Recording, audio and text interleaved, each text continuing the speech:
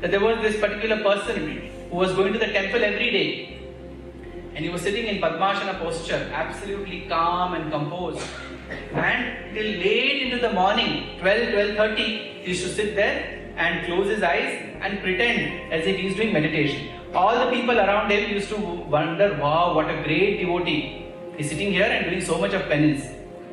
And this Pujari knew that this fellow is doing all kinds of acting because he wants to get all appreciation. And invariably he used to delay him to close the temple doors and leave, because the Pujari also has his own family, isn't it? So he thought of a very nice idea. One fine day, at around 12 o'clock in the afternoon, when all the devotees had left, only this Pujari, this person, and of course the deity were there in the temple.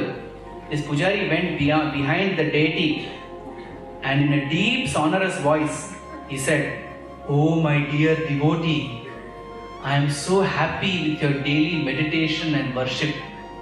I have decided to confer on you the ultimate.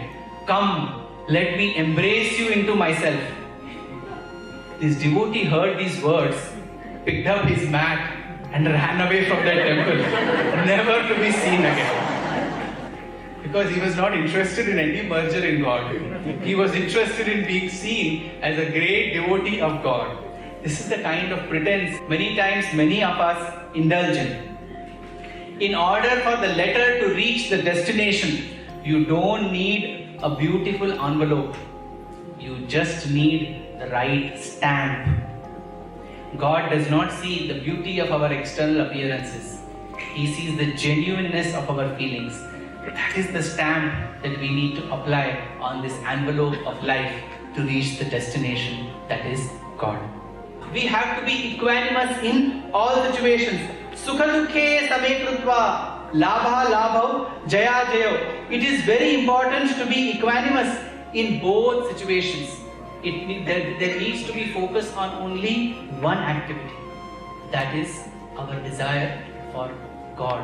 Swami used to give this example of this man who had gone to a foreign land and he had 4 wives. He wrote a letter, "I am going to come back soon. Let me know what you want." So each of them wrote their requests. The first one said, "My health is not good.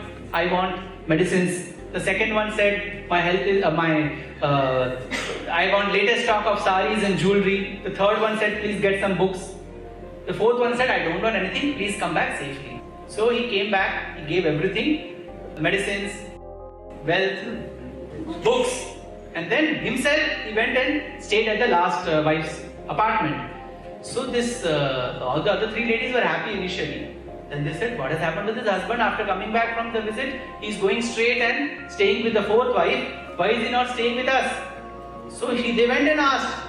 So he said, "Because you got what you asked for. You wanted for medicines, I gave medicines. You want wealth, I gave wealth. You want knowledge, I gave knowledge. She wants me, so I have given to her." Who are these 4 wives? These are not physical wives. These are the 4 categories of people in this world. Arti, Arthati, Jignasu, Jnani. Arti are individuals who continuously pray to God for health. Arthatis are individuals who pray to God for wealth. Jignasus are individuals who pray to God for knowledge. And Jnani are the ones who pray to God for God Himself, because they know that that's the ultimate objective in life. That is what you should aspire for. Aspire for God and you will have God Himself.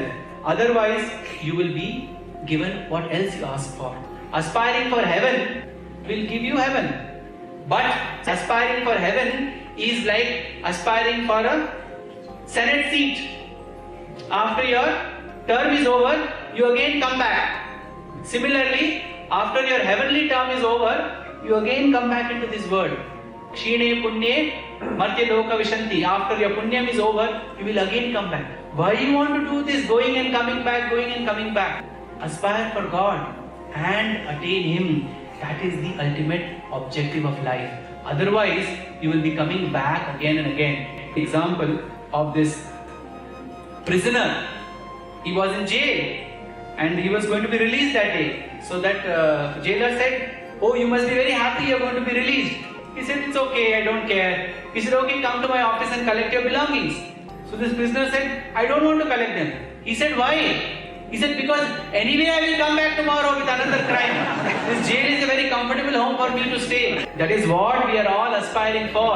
Going to heaven, coming back. Going to heaven, coming back. Why do you want to break this cycle and achieve God Himself?